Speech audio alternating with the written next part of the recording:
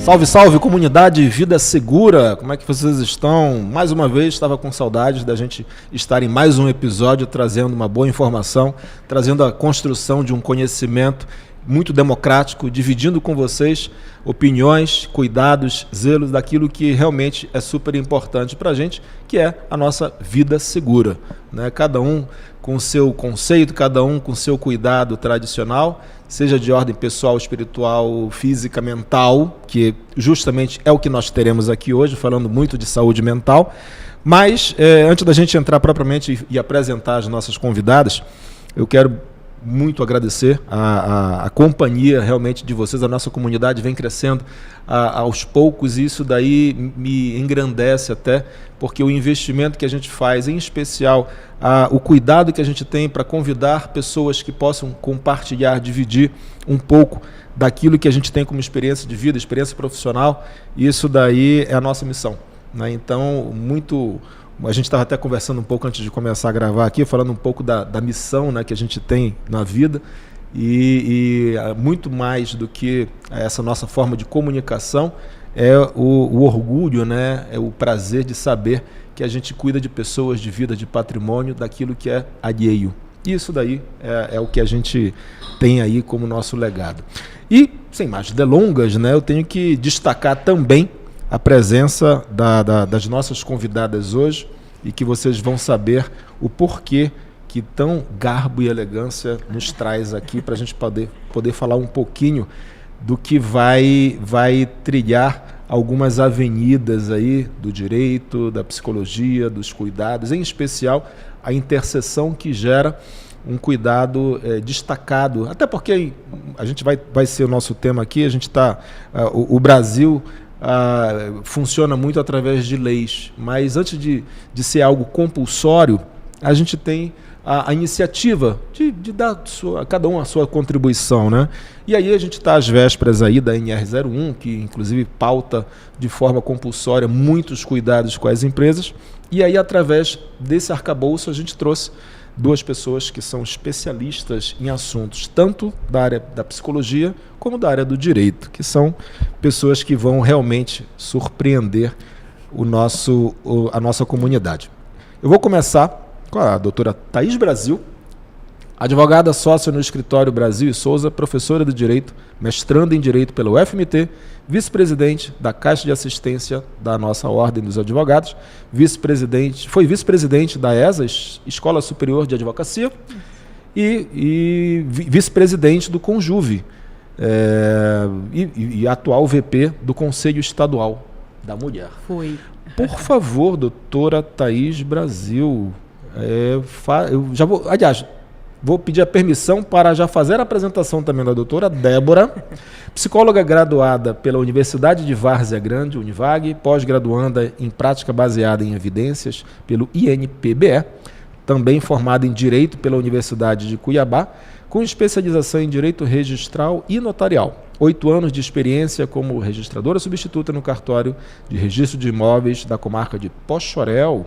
Atualmente lidera o programa de saúde mental do 2º tabelionato de notas de registro civil de pessoas naturais em Rondonópolis, focando na qualidade de vida e bem-estar dos funcionários.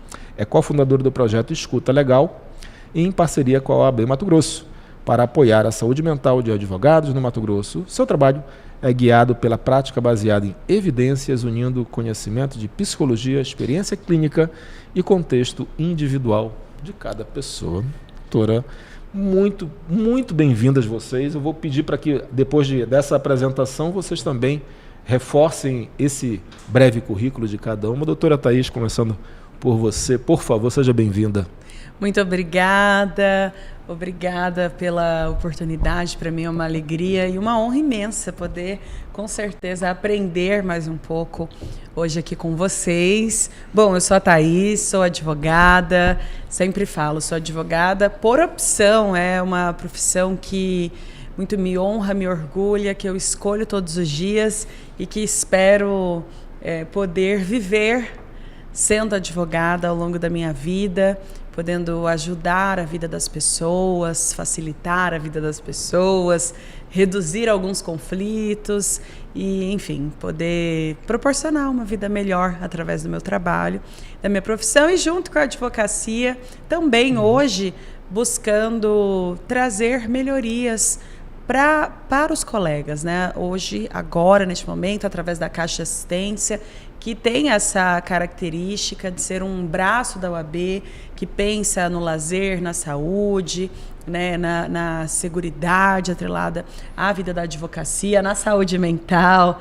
E para mim é uma alegria poder contribuir com a vida dos colegas advogados e advogadas. Maravilha, seja bem-vinda. Obrigada. Doutora Débora, por favor, faça suas apresentações. Oi, boa tarde, boa noite, né? Do jeito que quiser, vai ser a qualquer hora do dia e da noite. Gente, eu preciso confessar uma coisa. Eu estou nervosa. Porque, para mim, estar aqui já é um convite, assim, falar de saúde mental. É um grande desafio ainda, e quando a gente tem espaços, né? Eu sou uma pessoa que me preocupa e tem muito zelo com o que vai ser falado, justamente porque falar de saúde mental é desafiador. E fazer isso estando ao lado de uma mulher que muito me inspira e eu admiro, é um desafio maior ainda. Quero agradecer a oportunidade, né? Eu gosto muito de falar que quando a gente fala sobre ciência, algumas portas ainda não estão abertas. E quando a gente encontra essas portas para poder falar de saúde mental, qualidade de vida, a gente precisa aproveitar, porque isso com certeza vai ser movimentação aí, não só para essa, mas para as futuras gerações.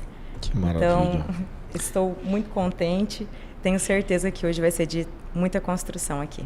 Tenho certeza disso, até porque o que me provocou muito esse nosso encontro, essa oportunidade, foi uma palestra que você deu.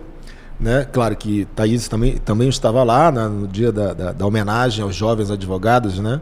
E eu tive a oportunidade de atentamente escutar a tua palestra, que a gente vai inclusive falar e versar sobre isso, porque eu sei que muito disso foi matéria-prima para o Escuta Legal, que a gente certamente que a Caixa de Assistência, como você falou, assim, é o braço da OAB que oferece ao advogado tudo aquilo que ele não vai encontrar diretamente direcionado à sua ordem, né? Mas, enfim, é algo que te dá esse amparo, né? Mas aí eu queria, por favor, já justamente startar isso daí, porque chegando, é claro, ao advogado, mas o cuidado com a saúde mental, ele é algo latente, é algo que vem crescendo cada vez mais, né?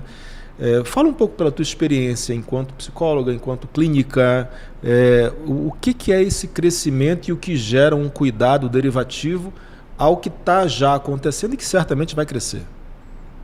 Bom, quando a gente fala de saúde mental e vai olhar para os indicadores, vai olhar para os números, é algo que costuma alarmar como os indicadores de transtornos e doenças que se relacionam, né, com adoecimento psíquico e emocional vem crescendo. E aí a gente precisa considerar alguns contextos não só culturais e sociais ali estabelecidos na sociedade.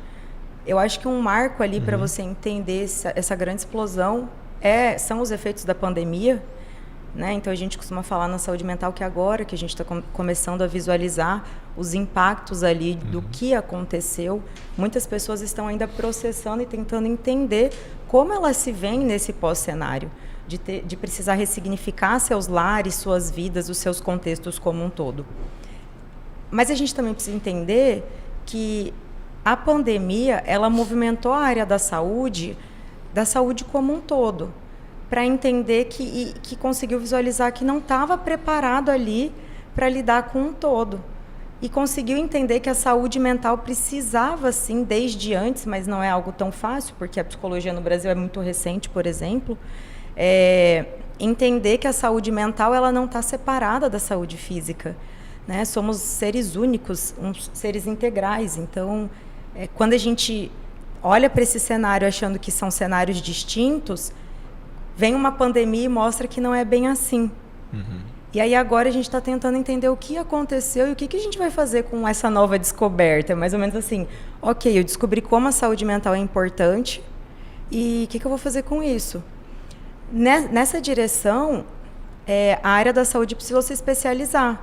Então, por que os números estão crescendo? Porque as pessoas muitas vezes negligenciavam as próprias saúdes, a própria saúde. Às vezes, por não saber em que momento elas precisavam procurar profissional da área da saúde mental, o que ele vai fazer? Como é que ele vai me ajudar? Né? Então, os números começam a crescer não necessariamente porque antes não existia, mas porque, enquanto sociedade, a gente não valorizava e não entendia que é saudável, é seguro olhar para o que a gente não consegue tocar, para o que não é palpável. Né? Um risco silencioso. Um risco silencioso. Eu tenho uma vivência com seguro, trabalho com seguro e enxergo uma interseção muito refinada em relação àquilo que é provocado pela sociedade, né, por segmentos, em especial agora a questão do advogado, é justamente isso que aí eu venho com a Thaís, que vivencia essa pressão natural, né? São danos silenciosos que o advogado, por exemplo, ele passa, seja por um cumprimento de prazo, seja por uma sentença, seja por um recurso, seja, enfim, é uma pressão natural que isso daí acontece, né? E com o advento da pandemia, a gente passou, inclusive, a encurtar esses prazos, não no prazo legal em si, mas os prazos, porque o online ele se tornou mais prático, né? E você acaba tendo uma novidade. Tudo que é novo precisa de aderência, né? Na tua opinião, até enquanto advogado, enquanto profissional da área dedicada a isso e acompanhando alguns colegas, isso daí realmente veio aflorar essa questão desse cuidado redobrado e automaticamente com um dano silencioso que vem acompanhando o profissional da área? Com certeza. Eu observo que não só pela característica da nossa atuação, mas principalmente pelo advento das redes sociais, que hoje você abre o Instagram, o TikTok, ou seja lá a rede social que a pessoa utilize, e você vai encontrar em um único dia pelo menos uns 20 anúncios assim. Se você não está ganhando tantos mil-reais na advocacia, né, ou imagens atreladas a um conceito e a uma ideia do que seria sucesso na profissão, que é possível, que acredito que seja a realidade de muitos, ou até abaixo da realidade de muitos, mas são pessoas que acabam não mostrando a parte difícil, né? A rede social, ela acaba mostrando só o glamour, só a pessoa linda, arrumada, maquiada, os honorários recebidos, e a gente acaba se comparando ou pensando o que eu estou fazendo errado, que eu não estou, às vezes, com esse faturamento que essa pessoa está anunciando. Bom, eu acho que isso é muito real, principalmente para a jovem advocacia, né? Eu sou professora de direito e eu percebo que atualmente eu tenho essa sensação que às vezes o aluno ele está mais preocupado se ele vai ter a caneta da marca, se ele vai produzir um conteúdo de qualidade, se ele vai faturar aquele valor que está sendo prometido, às vezes, num anúncio, e do que, às vezes, ler um código, né? Se profissionalizar. E não estou dizendo isso menosprezando os estudantes, pelo contrário, é um olhar de cuidado que tenho sobre eles, porque tudo que está sendo vendido, às vezes é vendido como se fosse o caminho, como se fosse o mais importante, como se fosse o fácil. É muito superficial. E o prazo continua, a demanda é muito mais exigente, porque você, com acesso à informação, tem muito mais pessoas capacitadas, são muitos mais detalhes que precisam ser observados. Hoje não basta ser um bom advogado, conhecedor de leis, você precisa ter um bom conhecimento de uma estética de petição mais específica, né? Você precisa ter um conhecimento empresarial, porque o escritório é uma empresa, e tudo isso dentro de um tempo que é de 24 horas para todo mundo, né? Então, sim, eu acredito que não só a ansiedade generalizada, natural, do exercício da profissão, da responsabilidade que a gente carrega em cuidar das empresas, famílias, sonhos da vida das pessoas, né? A gente trabalha com o que tem de mais como seguro, né? Sim. O que a pessoa tem de mais importante. Fora isso, tem todo esse peso, toda essa exigência para que, em tese, seja um profissional mais bem colocado no mercado. Então, a gente precisa ser multifacetado e acredito que sim, isso causa muito mais ansiedade. É muito legal que você colocou, porque assim, aí eu trago também justamente para a área do seguro, né? Porque assim, são poucos advogados que advogam em causa própria, né? Então são poucos corretores de seguros que fazem o seu próprio negócio. E partindo do princípio que a informação ela é democrática, ela está aí, basta um enter ou um belo Google ou uma IA que vai te dar uma informação. Mas o conhecimento não é tão democrático assim, é uma escolha. Você escolhe realmente aprofundar naquele conhecimento, daqueles cuidados que são necessários. Aí eu até puxo um pouquinho nessa interseção de temas, né, justamente do seguro, porque quando eu faço o seguro para alguém, assim como eu advogo, né, para alguém, eu tenho que entender, claro, pautado pela legislação, pautado por aquilo que me dá justamente uma sustentação, né, dentro da minha matéria, que isso daí vai frutificar, vai ter positividade no resultado que eu busco. Assim como o seguro. Quando você faz algo que está numa prateleira, né, simplesmente ali, que é justamente o que eu vou buscar agora na provocação do cuidado aos riscos silenciosos, né? É fácil vender aquilo que está à mostra. Aquilo que está em vitrine é muito fácil de vender. Seguro de automóvel, na verdade não sou eu que vendo, é você quem compra, né? No seguro de vida, poxa, se você tem filhos, se você tem família, você tem um gesto de amor de ter o cuidado com a tua sucessão, porque todo mundo sabe que vai, só não sabe quando. Né? Então, assim, é uma verdade que a gente tem esse cuidado. E partindo justamente para a provocação que eu levanto de forma muito, muito carinhosa com os meus amigos seguradores, com os meus amigos, contatos que a gente, no decorrer da vida, passou a ter, produtos destinados a acidente, por exemplo. Eu sou profissional, tive um acidente de final de semana, né? Quebrei minha perna, rompi meu joelho, e então vou ser obrigado a ficar 30 dias, 60 dias afastado do meu trabalho. Se eu sou um profissional liberal, a minha renda cai, porque eu perco produtividade. Entretanto, eu como segurador, né, algumas seguradoras têm produtos para manter esse equilíbrio de renda, esse cuidado, né? Entretanto, pelo riscos e produtos, danos mentais, né, isso daí hoje ainda está na engenharia.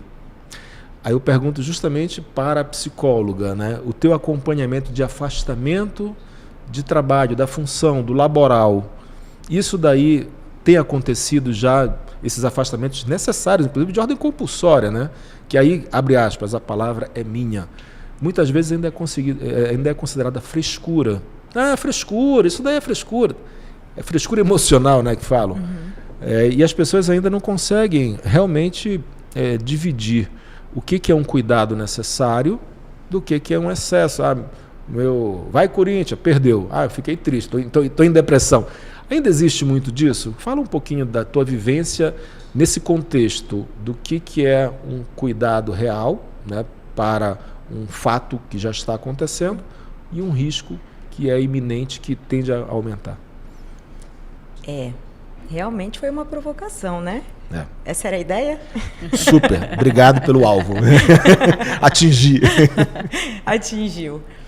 Bom, aqui eu trabalho também em um cartório, são mais de 50 funcionários, e quando você está inserido ali dentro e olha para esses funcionários, né, como um todo, você consegue visualizar quão realmente é desafiador você plantar a semente da saúde mental, não só nas organizações, porque vem dos nossos lares, vem da vida lá fora, esse desconhecimento. E por que eu estou contextualizando? Porque muitas vezes não é o próprio indivíduo que está em sofrimento que está ignorando o quadro dele. Não é o próprio indivíduo que está sem entender o que está acontecendo, porque ele está sentindo. Em algum momento, ele vai entender o que está acontecendo, porque se ele chega num nível de afastamento, eu já preciso pressupor que eu estou falando de uma crise estabelecida. Não é mais preventivo. Né? Eu já preciso olhar para aquilo ali de outra forma. É um funcionário que foi afastado. Mas como é que estão as pessoas ao redor? Como é que os colegas de trabalho, como é que o empregador, como é que o RH, como é que está todo mundo lidando com esse contexto, com esse quadro? E aí, quando você entende que é mais complexo do que parece, porque você está ali lidando com realmente uma fotografia do que acontece lá fora. Você precisa trabalhar o todo. Né? Então, como? Pelo menos lá. Nós temos um programa de saúde mental que ele é específico e a gente precisa fazer o quê? Trabalhar todo mundo, enquanto colegas. O que a gente precisa se antenar? Quais são os sinais que a gente precisa ficar alerta? Mas, principalmente, o que eu posso fazer enquanto indivíduo com a minha vida para eu conseguir também transformar e me aproximar dos meus colegas, até mesmo para ajudar e ser ajudado. Perfeito. E isso vai acontecer através da prática dos nossos hábitos diários. Mas o que acontece? É a mesma coisa, né? Eu falei do cartório, o cartório mexe com prazos, advogados, já começamos o escuta legal, né? Ouvindo ali as demandas, o que acontece de modo geral? As rodas de conversa que a gente estabeleceu ali, elas têm relação com medo, com crenças, com ansiedade. Tudo isso é reflexo dos hábitos que a gente cultiva no dia a dia. Mas como é que eu vou olhar para esses hábitos se a vida está correndo contra o tempo? A gente tem pressa para absolutamente tudo. A gente tem pressa para tomar um cafezinho. Na verdade, a gente não tem tempo para tomar um cafezinho com os amigos. E se eu não tenho tempo para nada, porque se eu não produzir muito, eu não vou alcançar o sucesso que eu estou vendo lá nas mídias, que eu estou vendo no Instagram. Consequentemente, eu não serei uma pessoa feliz, porque a gente acaba normalizando que a felicidade se resume a sucesso financeiro e aparente, e não para fazer o que eu costumo dizer que é o básico de todo dia. Ter um tempo para se conectar com nós mesmos e com as nossas necessidades. Então, se eu não estou tendo tempo para isso, eu só vou identificar que alguma coisa está acontecendo de fato quando eu for afastado do trabalho. E aí a gente também precisa entender que pode acontecer um novo choque. Você vai ser afastado, mas eu não quero ser afastado. Por quê? É porque eu não quero ficar em casa. Em casa eu vou ser obrigado a fazer o quê? Olhar para mim. E aí, por mais que a pessoa entenda que ela precisa, eu também preciso trabalhar outros contextos ali, a ansiedade que gera nesse indivíduo. De não ser mais útil para a sociedade, de não produzir, de retomar para o trabalho e ser visto como alguém que já não merece estar ali, né? Quando a gente fala dos advogados, como é que é a vida do advogado que é autônomo? Sim. Ele vai ser afastado que horas? Ele vai ser afastado de que forma? Qual vai ser o referencial dele de que alguma coisa está errada? E aí já é outro cenário diferente dos funcionários, porque quando você está no coletivo, você se sente mais seguro, porque você tem um seguro de fato que vai te proteger. Mas enquanto autônomos, como é que fica isso? E você falou de autonomia, aí eu jogo a bola aqui para a Thaís, porque a Thaís, você é professora, você é advogada, sócia no escritório, você é vice-presidente da Caixa de Assistência, você tem multifunção, né? Multitarefa. E é claro, você tem que ter uma versatilidade para atuar justamente nessas questões. Assim como você, certamente temos vários advogados que exercem justamente tanto o papel acadêmico, né? Além, é claro, ser pai de família, mãe de família, você ter os derivativos, né, da tua função enquanto ser humano, como pessoa. Hoje, a Caixa de Assistência, ao idealizar, né, ao desenvolver o escuta legal, e até puxando um pouco para o teu exemplo, né, nem todo mundo tem a mesma resistência, a mesma resiliência, o mesmo equilíbrio, né, para fazer essas multifacetas, né, e você atuar muitas vezes de ordem simultânea, né, como profissional, como pessoa e etc. E você teve casos reais, né, de colegas, né, que levaram justamente ao escuta legal. O escuta legal foi um produto de uma matéria-prima que vocês tiveram através de dores, né? Dores silenciosas, de registros, né? Mas assim, conta um pouquinho a trajetória da Caixa de Assistência, nessa preocupação que teve ao chamar profissionais que entendem do assunto e de forma sensibilizada implementar isso daí, por favor. Perfeito. Bom, eu atuo majoritariamente com as causas de família. É óbvio que todas as áreas no direito têm suas dores, têm suas características, mas acredito eu, que não seja só a minha opinião e experiência, que a principal característica nas causas de família é você lidar diretamente com pessoas em situação de extrema vulnerabilidade, porque você está lidando ou com uma pessoa que acabou de se divorciar, ou com uma mãe ou pai que está ali vendo o seu filho por vezes passar necessidade, ou sofrendo diante da ausência do genitor ou da genitora, ou por uma família que acabou de perder um ente querido. Então, eu sempre falo lá no escritório, é como um médico. Quem chega ali não chega feliz. É um tipo de causa que não tem quem ganhe, quem perca. Você já vai começar perdendo mesmo, porque para você chegar numa situação de ter que procurar um advogado, advogada, para poder resolver uma questão familiar, ainda que algumas causas sejam obrigatórias e não tenha como não ter um advogado lidando, é sempre uma situação, na maioria das vezes, uma situação de tristeza, de muita delicadeza.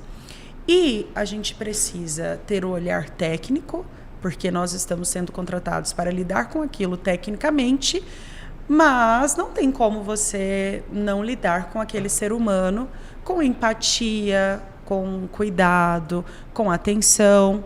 Porém, nós não somos formados, digo de maneira generalizada, para lidar com essas pessoas, né? Então, o que eu faço? Eu estou diante de uma pessoa numa crise de ansiedade. Eu não sou psicóloga para manejar aquilo de uma maneira correta, né? Ou estou diante de uma pessoa numa crise nervosa.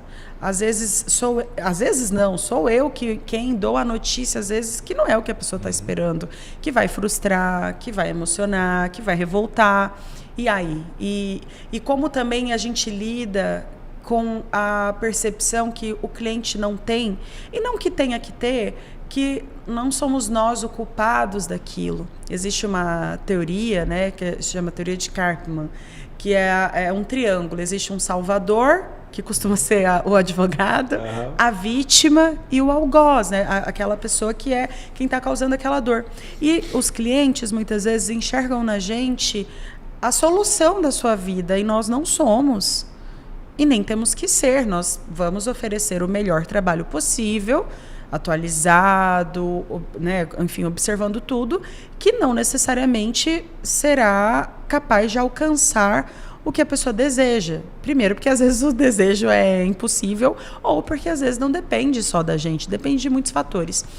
E a gente lida com isso, com essa pressão de estar na nossa mão a vida da pessoa, né? O que é uma filha para uma mãe, né? O que é um filho para um pai, o que é um casamento, às vezes, de 50 anos, que a pessoa chega e fala, olha, nunca imaginei, estou casada há 50 anos, meu marido ontem me avisou que vai terminar e eu não sei. E aí, como que a gente lida? Enfim, injustiças. São sonhos, projetos de uma vida. Injustiças, decisões com as quais nem a gente concorda e que você se frustra primeiro e como que você vai se preparar para passar aquela notícia. Enfim, tudo isso nos traz muitas necessidades psicológicas e profissionais. E eu observava que nos grupos de família, nos grupos de advogados da área, os desabafos eles são cotidianos, né? E muitas vezes a gente só quer desabafar mesmo, outras vezes a gente quer observar que não é só com a gente que aquilo acontece, né? Outras vezes a gente partilha problemas que a gente identifica, que, por exemplo, tem um serviço específico que está sempre muito ruim e que nos causa muito prejuízo na nossa atuação e que a gente descobre que está ruim para todo mundo, que não é algo pontual. E, por fim, algumas questões, por exemplo, como que eu lido com essa cliente, com esse cliente que está mais ansioso ou que não está nos respeitando, né? É necessário que isso seja falado. E aí um cliente que está gritando comigo, ou um cliente que está, enfim, me desrespeitando em alguma medida, o que eu faço? Eu estabeleço limites, eu mando embora, eu denuncio em algum lugar. Não sei, muitas coisas a gente não sabe. E não precisa saber, né? Olha, eu vou fazer um gancho, me permita. Claro. Vocês que às vezes não convivem nesse universo do direito, né? A gente tem o núcleo de práticas jurídicas, que a Thaís, inclusive, foi minha professora no, acho que estágio 1. Foi. E eu falo assim, tem que realmente fazer com muito louvor o papel social do núcleo de prática jurídica. Total. Né? E eu falo também, e vou compartilhar a história e o protagonismo da professora Juliana Lense, que carinhosamente a gente também é cedido ao núcleo do Tribunal Regional do Trabalho, da 23ª Região, e algumas experiências são fundamentais para a gente poder compartilhar, porque é o íntimo, né, do núcleo do aprendizado, né?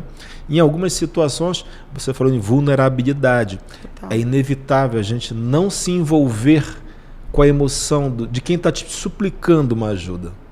Aí que entra justamente o que você já está claro, que eu te cortei, mas por favor, já continua para a gente voltar para a psicologia. que é justamente só onde está o emocional da pessoa, do ser humano, do filho, do marido, do pai, que escuta uma demanda fundamental e que você, com a tua materialidade, o teu conhecimento, você sabe o caminho, mas muitas vezes a pessoa não tem como até te remunerar e você fica naquele conflito, né? E agora? O que eu faço? Eu aceito? Vou trabalhar de graça? Fala um pouquinho disso, aprofunda isso. E assim, é interessante porque para eu poder ser uma boa advogada, eu não posso me envolver com aquilo. Eu não posso ter raiva da outra parte que está causando um mal para o meu cliente. Eu não posso entrar no sentimento da pessoa, mas também, óbvio, não preciso ser extremamente fria, mas eu preciso ser técnica, preciso lembrar qual é o meu objetivo naquele trabalho, porque senão eu não vou oferecer um bom trabalho para o meu cliente, para a minha cliente. Eu preciso dormir bem para pensar melhor, eu preciso, enfim. E diante desses relatos de outros colegas e desse desespero generalizado que algumas pautas acabam nos causando, certa vez em um grupo de WhatsApp, sim, uma colega advogada da área também falou, era o presidente à época de uma comissão, falou: olha, vocês poderiam trazer um psicólogo, uma psicóloga para nos ensinar a lidar com isso, porque a gente sabe que é um problema, sabe que tem que resolver, mas a gente não sabe os instrumentos. E eu guardei aquilo, e essa palestra nunca aconteceu diante da eleição e dessa nova gestão. A partir então da minha posição na Caixa de Assistência, desde o primeiro dia eu tinha esse objetivo de pensar em algo para a saúde mental dos advogados, mas que não fosse exclusivamente uma terapia, até porque a terapia a gente tem a telemedicina, enfim, tem os convênios, tem outras maneiras.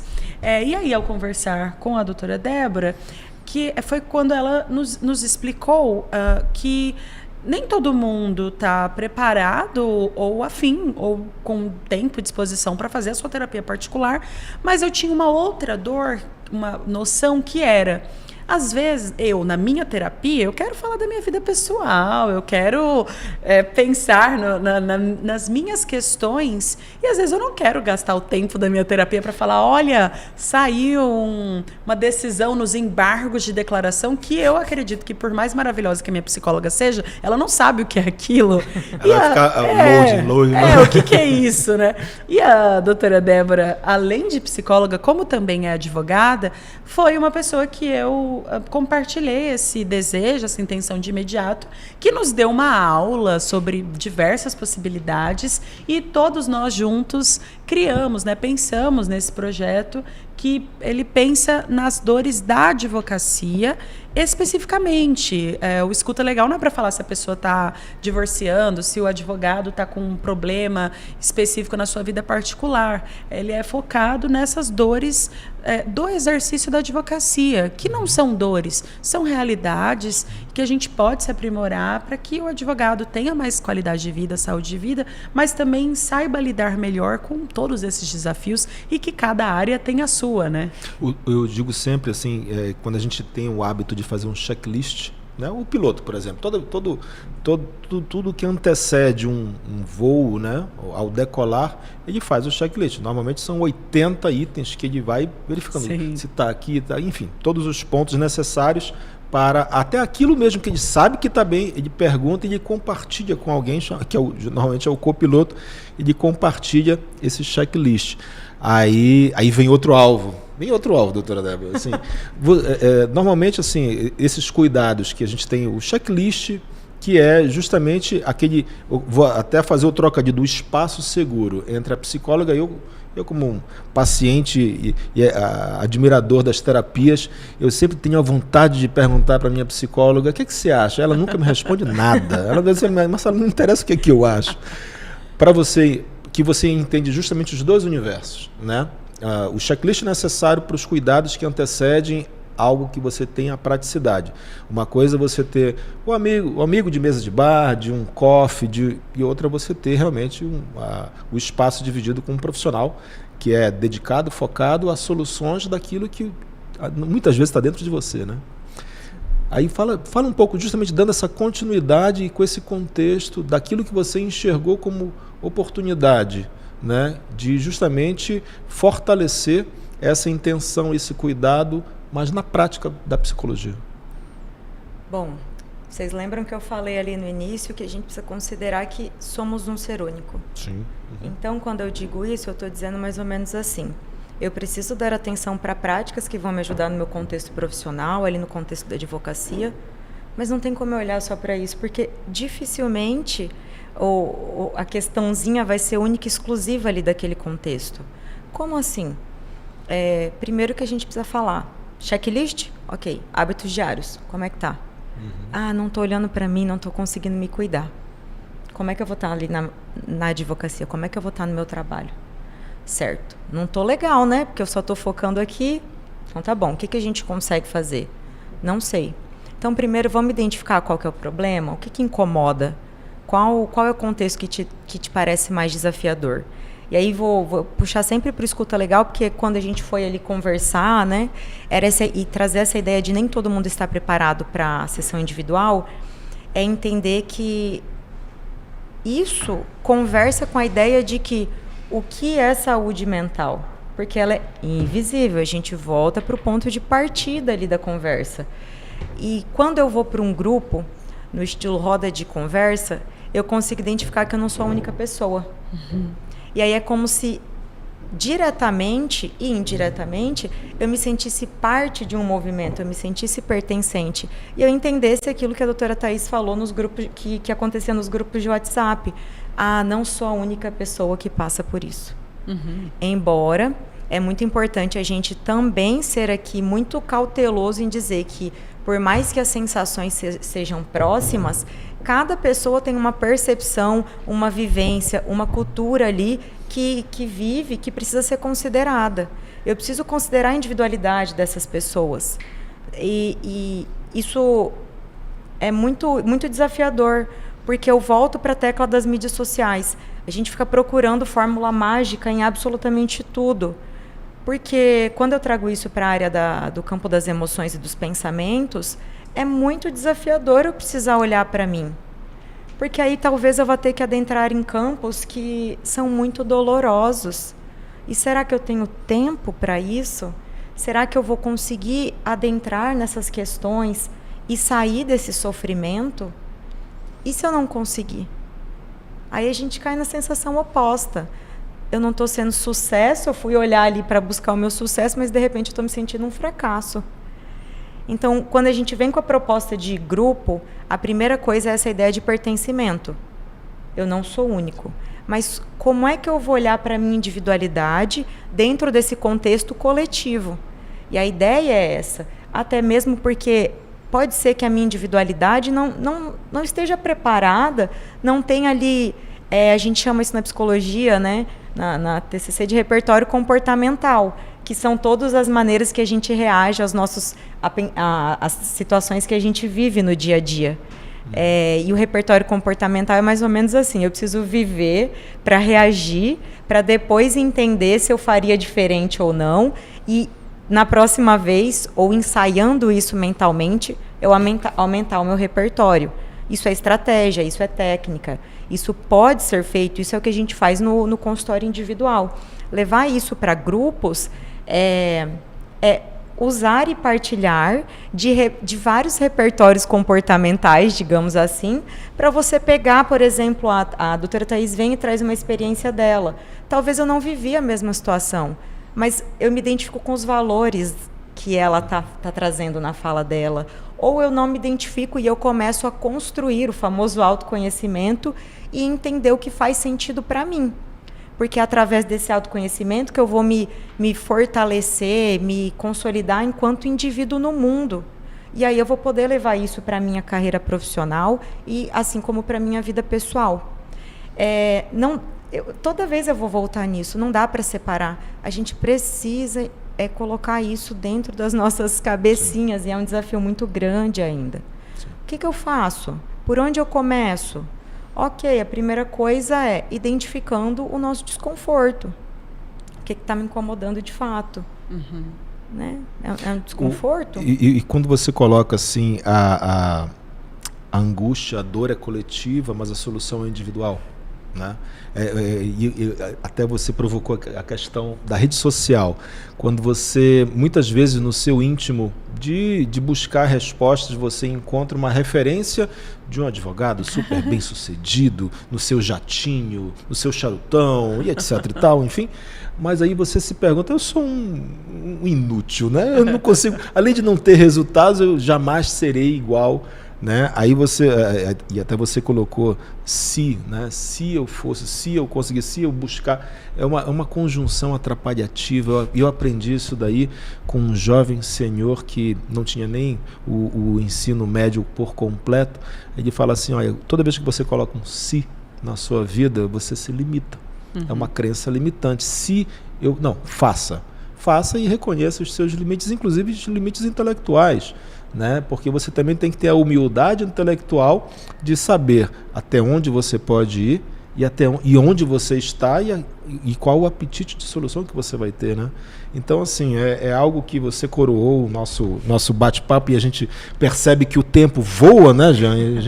A gente tem aqui um monte de outros assuntos, vou até virar porque não vou mais fazer perguntas devido ao nosso tempo, até porque a gente tem um fechamento que eu faço questão, por favor, de deixar aqui a nossa gratidão pelo tempo dedicado que vocês vieram aqui. Tenho certeza que a gente apenas fez uma nata e que cabe, de repente, o episódio 2 desse mesmo tema, porque acredito que vem aí a NR1 com muitas abordagens e até a prática que a gente vai ter.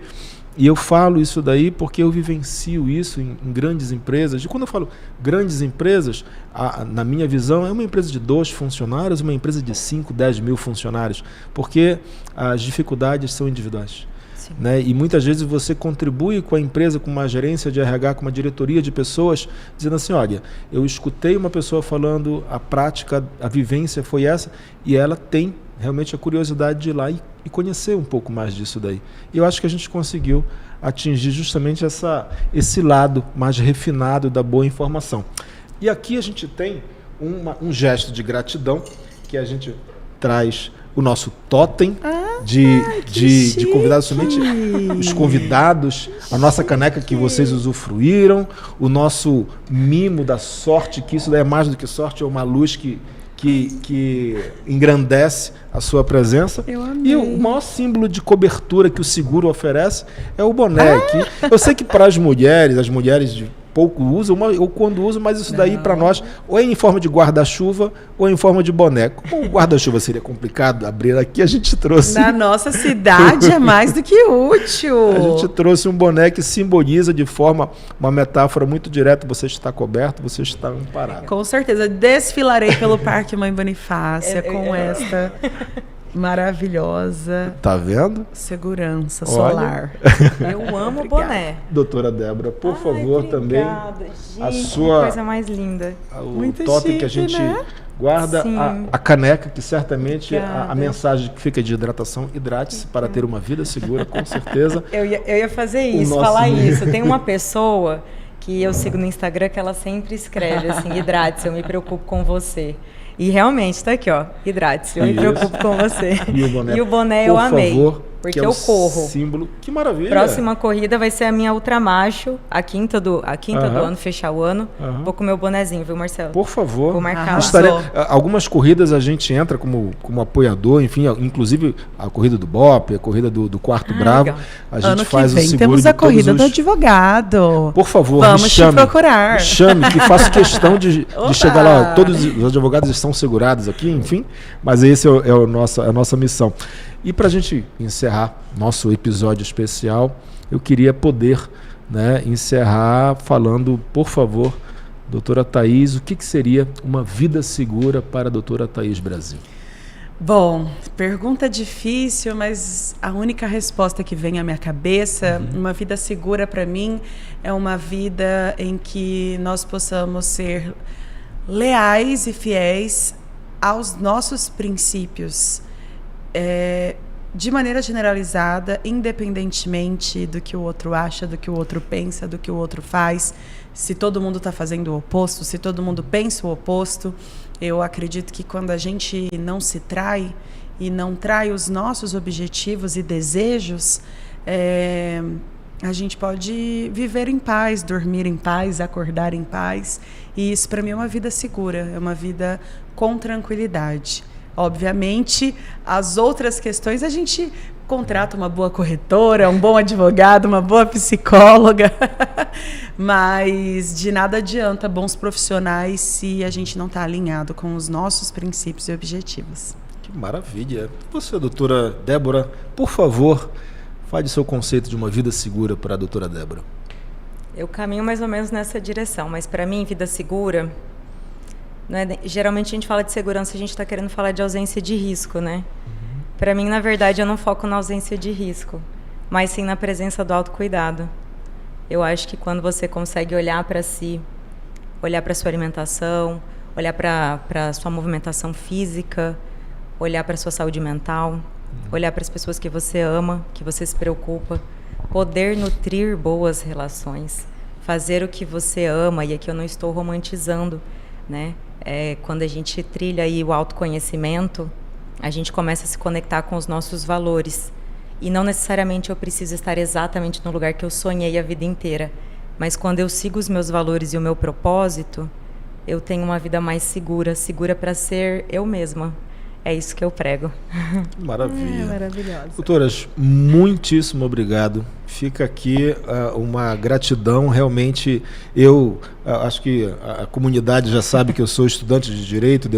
Quando eu fiz 50 anos de idade, resolvi fazer. Estou no 8º semestre já. E um ótimo ano aluno. Que vem. Obrigado. Um ótimo aluno. A gente, e assim, é um super aprendizado porque como você passa uma certa idade, a maturidade ela te oferece formas suaves de aprender, né? Inclusive aquilo que você acha desnecessário, até um pouco daquilo que, poxa, não, isso daqui não vou me dedicar porque eu não vou ser advogado em direito internacional. Não, obrigado, eu deixo para os colegas que têm a capacidade e a competência para isso. Então você acaba sendo seletivo, né? Sim. E quando a gente resolveu justamente fazer esse episódio, misturando psicologia, que é um assunto que eu adoro. A gente nem falou de estoicismo, não, a gente poderia de repente já colocar uma agendazinha aí, né? Lacan, adoro. Você lê Lacan, para quem consegue, fica meio maluco, mas tudo bem. Então, assim, você é algo que me dá um arcabouço daquilo que a gente prima pelo conhecimento. E a gente chega a uma certa etapa da vida que a gente quer compartilhar, né? Quer dividir um pouquinho da professora, né? Da advogada, da psicóloga, do corretor de seguros. E, é claro, tudo isso daí a quem você muitas vezes não conhece, mas que você sabe que você contribui positivamente. Então fica aqui minha gratidão. Obrigado muito pelo tempo de vocês. Foi um episódio super especial. E para vocês que não nos seguem, passem a seguir, que a missão do Vida Segura é justamente essa, né? Trazer informações de caráter profissional dedicado, especializado por quem conhece da área, por quem vivencia a área, numa atmosfera que a gente dá a segurança, né? Você se doar, você se fazer presente na vida das pessoas, não apenas naquilo que você tem como ganho, sejam eles financeiros, sejam eles sociais, sejam eles de mídia, mas sobretudo por um ganho de ter a certeza de fazer algo bem feito e de fazer algo produtivo para a vida de alguém. Então esse daqui é o nosso conceito, é a nossa missão, missão cumprida por mais um episódio, com duas pessoas que realmente têm luz própria, né? Isso daí a gente percebe na nossa conversa, e que certamente nos próximos episódios a gente vai trazer algo tão positivo quanto foi esse nosso bate-papo. Pessoal, missão cumprida. Obrigado à equipe da ARC que nos acompanharam aqui mais uma vez nessa inababescas instalações da ARC Studio. Obrigado mais uma vez a vocês. Valeu. Tchau, pessoal.